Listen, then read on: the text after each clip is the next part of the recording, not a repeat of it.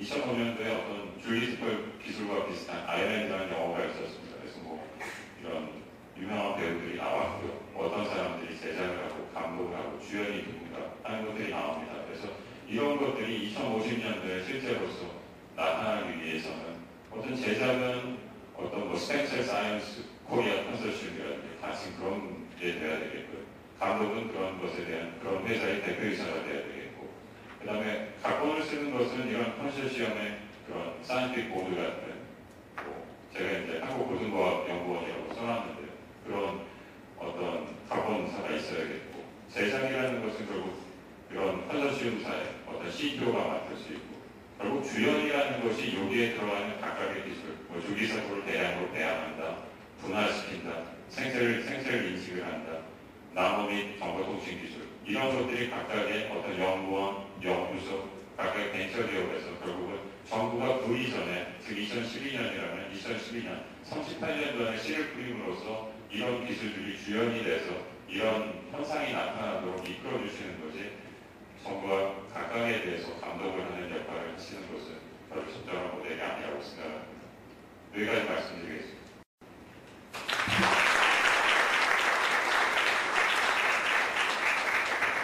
네, 발표 잘 들었습니다. 두 번째 발표는 출연연 기초연구 현황 및 개선 방안이라는 주제로 고등과학원의 김재환 교수님께서 발표해 주시겠습니다. 박수로 환영해 주시기 바랍니다. 고등과학원의 김재환입니다.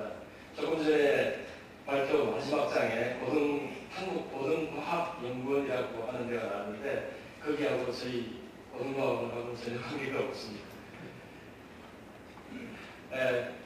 저는 박사학위하고 텍사스 초전도체 센터에서 1년, 삼성종합기술원 슈퍼컴업체에서 7년, 카이스트 물리학과에서 2년, 그리고 지난 10년간 고등과학원에서 양산연구 연구를 하고 있습니다. 아까 위원장님께서는 30년을 연구하셨는데 저는 이게 20년인데 지금 우리나라 출연연 전체를 이야기하기에는 턱없이 부족한 경력을 갖고 있습니다. 그렇지만 제 경험으로 지속 발전 가능한 연구 체제가 어떤 건가 잠깐 제 의견을 말씀드리겠습니다. 스티븐 커비것은 Seven Habits of Highly Effective People에 보면은 여기에 effective, 그러니까 효과적인, 성공적인 것이 무엇이냐에 대해서 데피니션을 이렇게 내리고 있습니다. PPC 밸런스가 product하고 production capability가 균형을 이루어야 한다는 거죠. 나중에 말씀드리겠지만 이 이야기는 이제 이소부가에 나오는 그 황금알을 낳는 거리 이야기에서 유래합니다. 그러니까 황금알을 한꺼번에 떼먹기 위해서 그냥 이 거리를 삼았다가는 당장 뭔가 얻을 수 있을 것 같지만 지속 가능한 발전은 안 된다는 거죠. 그 다음에 제가 삼성에 들어갔을 때 이런 이야기들을 많이 했습니다. 삼성에 와가지고 박사학위 2년만 써도 왼바닥이 들어간다. 그때는 언제 잘릴지 모른다. 근데 실제로 보니까 그런 상황들이 벌어지고 있었습니다. 그래서 저는 제 동료들한테 내가 하는 태스크의 시간을 70% 정도를 쓰고 앞으로 할 일, 미래에 할 일, 이런 걸 준비하는 시간을 80%씩 가지자고 이런 이야기를 했던 적이 있습니다. 그리고 요즘 뭐 유행하는 이야기로 최소 만 시간, 최소 10년 이상 연구를 해야지 그 분야의 전문가로서 명함을 내밀 수 있다 이런 이야기를 합니다. 근데 우리나라에 그런 전문가 집단이 얼마나 형성되어 있는가, 특히 이공계에 제가 말씀드리고 싶은 건 그래서 지속 발전 가능한 기초 연구 생태계 조성을 할 필요가 있다는 말씀을 드립니다. 여기에는 기초과학 분야도 워낙 다양하기 때문에 제가 생태계라는 말을 쓴 이유는 각 분야마다 발전 형태가 다 다릅니다. 아까 앞에 말씀하신 그 포스트학 경우만 보더라도 생물학계하고 저희 물리나 수학 또는 컴퓨터 관련한 쪽하고는 굉장히 하는 일 자체가 다릅니다. 그래서 어떤 일반적인 룰을 적용하기는 매우 힘들 거라고 생각합니다. 사례를 들어보겠습니다. 제가 아는 사례들만 소개해드립니다. 초전도 연구입니다. 1990년대 중반 초반에 전 세계적으로 초전도 연구 열풍이 불었습니다. 그래서 우리나라도 기업, 연구소, 대학, 초전도 연구자들이 많이 들어섰습니다. 그런데 얼마 전에 제가 양자 컴퓨터에 관해서 이제 초전도 쪽에 새로운 연구 성과들이 있기 때문에 국내에서 어떤 연구 협의를 하기 위해서 서울대학교에 계신 분이 찾아가서 이야기를 했거든요. 우리나라는 이제 초전도 연구가 벌써 한 몇 년 전에 다 죽었다는 거예요. 그런데 그런 기대에 의해서 얼마 전에 제가 중국에서 참가했던 학회에서 NEC에 있는 짜이라는 교수가 나와서 자기 연구 결과를 발표를 했습니다. 근데 물어보니까 20년 이상 초전도 연구를 했습니다. 그것도 일본의 NEC라는 연구소에서 했습니다. 처음에 시작할 때는 다른 분야적으로 전자회로라든가 이런 쪽으로 했는데 지금은 양자정보 처리에 자기 기초과학 지식을 응용하고 있다고 했습니다. 이런 사례가 우리나라에 정말 아쉽습니다. 그 다음에 양자암호통신연구입니다. 제가 바로 일하고 있는 부분인데 2010년 이후에 정부 조직이 바뀌면서 중단됐습니다. 거기에 비하면 2000년에 중국 본토에서는 정말 양자정보 쪽에 하는 교수가 한 사람도 없었습니다. 지난 10년 동안 거의 100배 이상 성장했습니다. 그 다음에 IBM은 개인 기업인데도 불구하고 사기업인데도 불구하고 거기에 펠로우 제도가 있습니다. 그게 란다오, 베넷 이런 사람들이 있는데 양자통신, 양자텔레포테이션 이런 분야의 연구를 거의 20년 이상 하고 있습니다.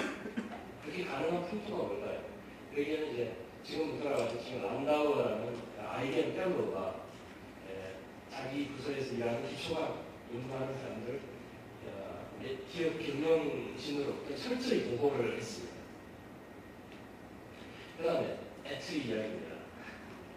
저는 애트리 아는 분들도 많이 있고 여러 번 방문도 했고 같이 공동연구도 했습니다. 근데 애트리에 계신 분들 이야기를 들어보면 이런 이야기입니다. 사실 우리나라 출연연구소 중에서 가장 어쩌면 생산성으로 따지자면 가장 우리나라 산업발전에 우리나라 정보산업 발전에 기여를 가장 많이 하는 연구소입니다. 가장 돈 된다는 국가연구소입니다. 말하자면 P가 굉장히 높은 데입니다. 그런데 새로 신민경영이 들어줄 때마다 나는 내기만 쥐어짜면 내 임기 중에는 뭔가 할 수 있다는 생각으로 가장 쥐어짜인 국가연구소가 합니다. 그래서 여러 가지 벤슬리도 많이 나왔다. 바로 PPC 밸런스가 애트리에 얼마나 좀 그런 필요한 지혜가 아닐까 그런 생각을 해봤습니다. 그 다음에 PBS 제가 이 말씀을 안 드릴 수 없어요. 프로젝트 베이스 시스템 출연연구소에 계신 분들하고 이야기해보면 굉장히 괴로워합니다. 말하자면 출연연구소를 어떤 목적을 위해서 정부에서 출연 기금을 내서 만들었는데 또 이분들한테 어떤 프로젝트를 따려면 그 프로젝트를 만들어서 이 응모를 하라고 합니다. 그러다 보니까 어떤 연구비를 쫓아다니다가 가진 전문성마저 훼손합니다. 그런 사례가 굉장히 많이 있습니다. 그리고 연구비를 따게 되면 이게 마치 무슨 과학기술 쪽에 권력이 된 것처럼 굉장한 것 또는 로또를 거는 것처럼 그런 상황에 이르게 됩니다. 그래서 제 생각에는 이런 상황에서 기본 기초를 확실히 보장해 주면서 지속 가능한 발전을 추구를 해야 된다고 생각합니다. 여기에는 이제 교육 체제도 포함이 됩니다. 말씀드려야 될 게 지속 가능한 체제가 되기 위해서는 신입 우수 인력을 확보해야 되는데 여기 우리나라 지금 비상이 걸렸습니다. 아까 앞에 발표에서 외국 인력이 우리나라에 유입되고 있는데 대해서 이야기가 나왔지만 우리는 미국이 아닙니다. 외국 인력 유입 환경에 절대적으로 불리합니다. 외국 인력이 유입된다 하더라도 미국이나 다른 선진국하고 비교해서 굉장히 절대적으로 불리한 상황입니다. 쉽지 않습니다.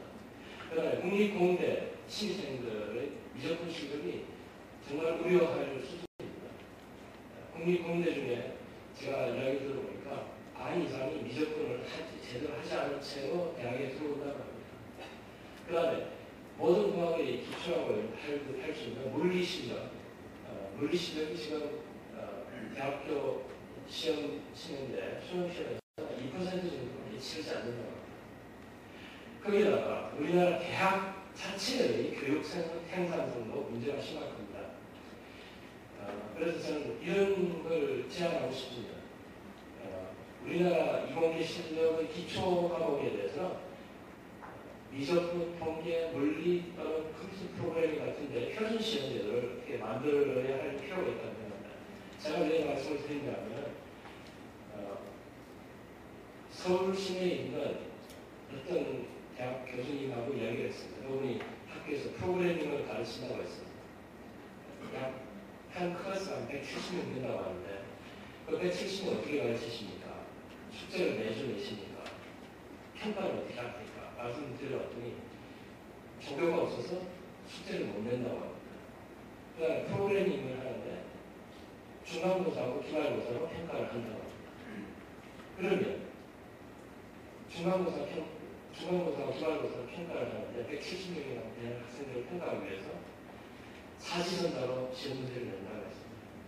그게 어디에 나타나냐면 제가 얼마 전에 또 다른 쪽에 있는 벤처를 하시는 교수님한테 이야기를 했는데 간단한 프로그래밍을 할 수 있는 연구를 모집을 하는데 도저히 구할 수가 없다고 합니다. 물론 뭐 중소기업이니까 그런 문제도 있겠지만 학생들, 대학을 나왔다는 학생들의 실력이 지금 굉장히 떨어져 있습니다. 그래서 대학교 교수님들은 또 나름대로 여러 가지 어려움이 있겠지만 또 자신의 연구에 바쁩니다. 그래서 이런 기초교육이 굉장히 부실해지고 있습니다. 그래서 저는 미국의 여러 가지 고등학생들이 대학에 가기 위해서 AP 시험이라고 치는데 그런 식의 어떤 기초 과목에 대한 표준 시험 제도로서 대학의 생산성을 끌어올릴 필요가 있습니다. 우리 학생들이 우리 연구소와 기업에 들어가야 될 것이기 때문입니다. 지금 옛날에는 고교생생 50% 이상이 이과반이겠지만 지금은 전국적으로 과학 영재고에서 2,000명 정도 매출이 되고 있습니다. 이 정도는 틈없이 부족합니다. 그 다음에 지금 현재 각 연구소에 있는 분들이 신규 분야에 진입하는 것도 쉽지가 않습니다. 어떤 기초과학이라고 하면 사실 어떤 게 성공할지 불확실하기 때문에 많은 학자들이 새로운 분야 이런 데 대한 아이디어가 만들어지면 파일럿 프로젝트를 할 수 있어야 됩니다. 그런데 그 진입 장벽이 굉장히 높습니다. 예를 들어서 하나 말씀드리겠습니다. 제가 카이스트에 있을 때 카이스트 원자력 공학과가 이제는 원자력은 끝났다. 사양산업이다. 라는 판단하에 이름을 바꿨습니다. 그런데 교수님들이 대부분 원자력 공학을 전공했기 때문에 원자력은 포기 못하고 이름을 원자력 및 양자공학과로 바꿨습니다. 양자 컴퓨터를 연구하려는 생각이었던 겁니다. 근데 그 이후에 우리나라에서 UAE에 원자력 발전소를 수출한다 하기 위해서 이제 다시 제품이 이루고 있습니다. 그런데 사실은 지금 작년에 후쿠시마 사태를 보듯이 지금 현재 원자력 발전에 여러 가지 문제가 있습니다. 물론 좋은 엔지니어링이 나오겠지만 또 다른 가능성도 생각해 볼 필요가 있습니다. 그 중에 이제 이 방사능의 위험이 극도로 적은 토리움 원자력 발전에 관한 연구가 지금 중국하고 인도에서는 이루어지고 있습니다. 저는 이게 지속 가능한 에너지 모델이 될 수도 있고 그다음에 이 나라들은 우리나라 편소풍 영향시에 있기 때문에 이런 토리움 원자력 발전이 이루어진다면 우리나라로서는 굉장히 좋을 수 있습니다. 그런데 우리나라에 원자력 연구원도 있고 원자력 안전 연구원도 있고 그다음에 원자력 공학원도 여러 군데 있는데 제가 알아본 바에 의하면 그다음 지경부에서도 에너지 계획, 에너지 연구 계획에 보면 토리움에 관한 연구하는 전혀 언급되지 않고 있습니다. 그다음에 양자정보, 우리나라는 IT 강국이라고 합니다. 그래서 이런 IT 강국의 위상을 지속할